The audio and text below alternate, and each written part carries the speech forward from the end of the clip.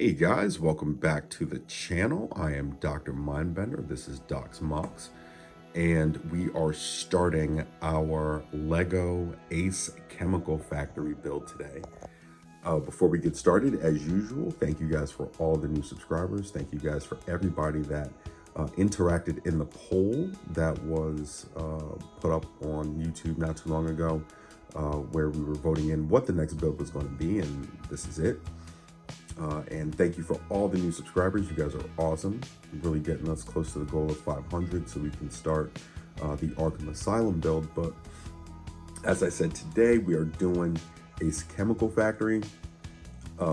It is probably one of the most iconic buildings, or one of the most iconic places in the Batman mythos, outside of, the Batcave, Wayne Tower, Wayne Mansion, things of that sort. It's definitely on, in my opinion, the Mount Rushmore of classic places in Gotham City. So I thought we'd do something a little bit different with this one. A little bit of a history lesson. So Ace Chemicals first appeared in Detective Comics number 168 in February 1951, titled The Man Behind the Red Hood, and it was written by Bill Finger. But Ace Chemicals went under the name Ace Playing Cards Company. The long and short of this issue is that Gotham State University invites Batman and Robin to be guest instructors at a class for crime-fighting techniques. Batman decides to give the class a test on a case that he never solved about a master criminal called the Red Hood. The class makes the news by reopening the case, which brings the Red Hood out of retirement.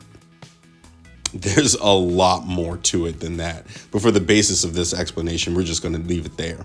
Basically, a fight breaks out between Batman and the Red Hood at the Ace Playing Card Company, and Red Hood escapes by diving into a vat of chemicals. And he doesn't realize until later that the chemicals have changed him irreparably into the Joker.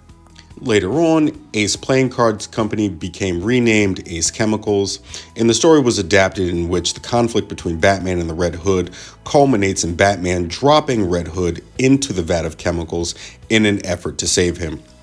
This was famously adapted in the 1989 Batman with Michael Keaton and Jack Nicholson. Ace Chemicals was actually named Axis Chemicals in that movie. So in 1989, Tim Burton's Batman, Joker starts out as Jack Napier, who is a mobster. He goes to Axis Chemicals to rob the place in some sort of extortion racket. I can't really remember right now. It's been so long since I watched the movie. But a conflict ensues with himself and Batman. Jack Napier is shot in the face with a ricocheting bullet. He falls over this ledge and is holding on to a rail for dear life. Obviously, he's over this vat of chemicals. Batman comes over to try and save him, but he slips out of Batman's grasp and falls into the vat of chemicals, transforming him into the Joker that we know and sometimes love today. Other than that, you can see Ace Chemicals in the Arkham Batman series, which was a great, I believe it was 4 games, but it was absolutely awesome. But I thought I would just take you through a little bit of the history of the building just to show you where it's been and how it's been involved. We're going to get started with this build. So first things first, okay? This is going to be an aggressive build. As you can see, it's in 2 sections. At first, I wasn't really sure if I was going to keep both sections. I do need a lot of space to put the vats. There needs to be, some sort of an office space and, catwalks that need to be above said vats so that, somebody can get dropped into, a container such as that and, become the Joker. So, obviously we're going to set up that scene. But there's a lot that's going to be going in here, and I'm not really sure what the exact layout is going to be. The first thing that I do know for sure is that this is going to have to get nose plated because of the sectionality of it. This I kind of wanted to be part like a loading dock-ish area, unloading area where they would be unloading chemicals and loading up different deliveries, unloading different deliveries, things of that nature. But you know, having this thing together would be just huge.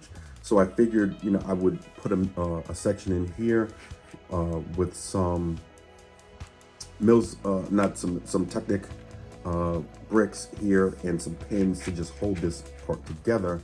And then this would obviously be the main section of Ace Chemicals, the vats, you know, different machinery, so on and so forth.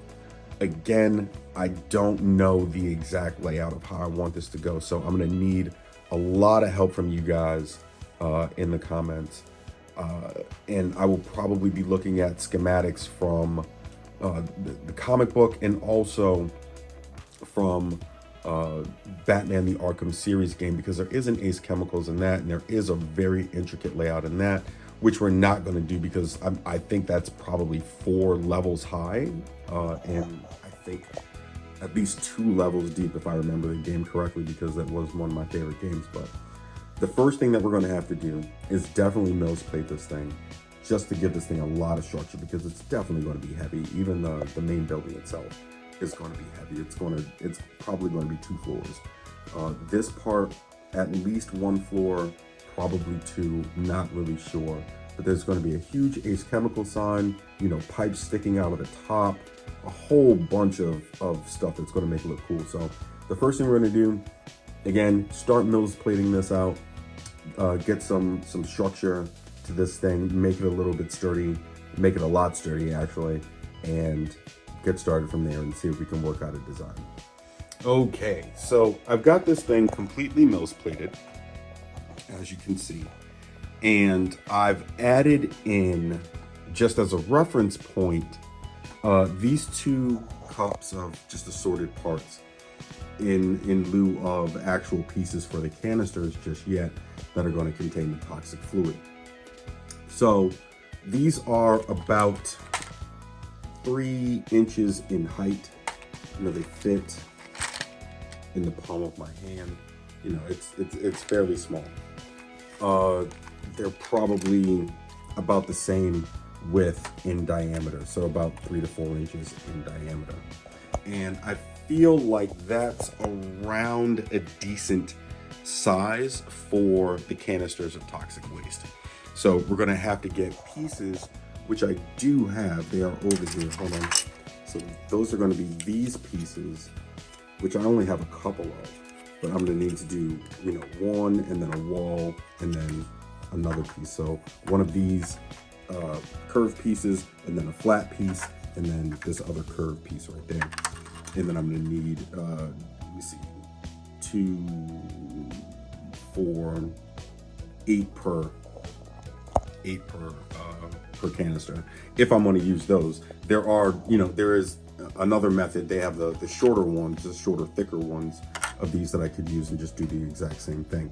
So, you know, depending on how many of those I have, you know, the ease of access will determine which type that I use. But in any event, what I noticed is that when I put these stanchions in, you know, these Lego stanchions, which I do want to use, I just dropped something, that the height of this is not where I want it to be. That should be right there. So it's not really where I want it to be. Okay, this is not very high of a fall, you know, to drop somebody into that vat of chemicals. You're pretty much just easing them into a bathtub of chemicals, you know, more or less. So we got to get a little bit higher. And what I was thinking was, we're just going to add another stanchion on top of that one. And that's pretty decent. That's pretty decent. That gives me about an extra, you know, 3 to 4 inches of height. You know, so when a Lego is hanging off of, you know, the terrace here, it's going to look pretty precarious. Now, the downside to that is that these stairs are not as high as the stanchion. So I'm going to need to do 2 stairs here, and then probably another stair this way. And that's still not as high as the stanchion, but it's close. So I'm probably gonna have to add, well, there's gonna be a terrace, you know, here, and then another terrace here where the adding stairs are gonna go, but there's gonna be a walkway here going all the way here, down, and then across, and then back over here. So it's gonna be a U-shaped terrace. The other issue is being that this is the front of the building right here. What we're looking at the front of the building is how I'm going to build said front to make it visible clearly. So the front of the building, I'm gonna have to build in a way that is removable, you know, so we can just get a full frontal view of the entire scene. It's going to be a very tall building, and I still got to work out a little bit of the design of the building itself. I got a couple ideas in mind, and I might use some of the references from the Ace Chemical pictures that I showed you guys a little bit earlier, and you know, just kind of figure out what that's going to look like. But you know, right now what I kind of got to get a hold of are, you know, pieces for the tanks.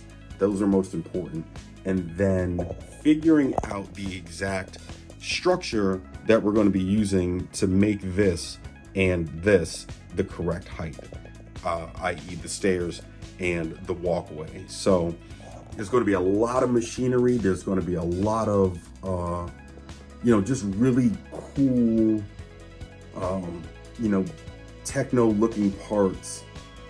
I'm going to try to make this as not old timey, but just as mechanical, you know, 1930s, 1920s as mechanical as possible. Really steampunk engine like, you know, build, but it's going to be good. So when we come back, we're going to have some pieces for the tank, and then hopefully we'll have a better design or better feel of a design for the staircase and the catwalk walkway.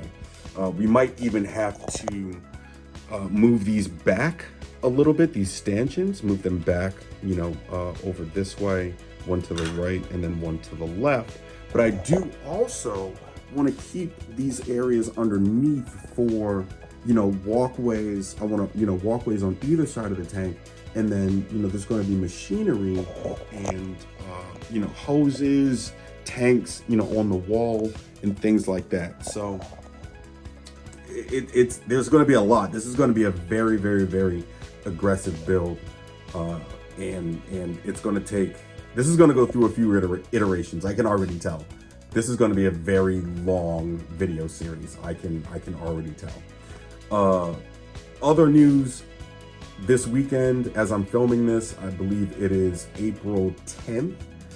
In 2 days, I'm sorry, today is April 8th. Tomorrow's the 9th. This weekend, the 11th, no, I'm sorry, the 12th and the 13th, I will be down at Brickfest Live in Hartford, Connecticut, showing off the Daily Planet, the LexCorp Tower, the Batcave, Mr. Freeze's Chili Lair, and Poison Ivy's lair. So if you guys are in the neighborhood, please come out. I would love to see you guys. I will do a short live stream from Brickfest Live from my booth, and, you know, showing around all the other booths so you guys can see what's going on there. But until we meet again, thank you guys so much for watching. Please make sure to leave a like and a huge smash on that subscribe button. Leave an awesome comment. Give me any suggestions that you might have for this build. I'm going to try to find some pieces for these tanks and also some more of these grids for the catwalk. And I will see you guys in the next one. Peace.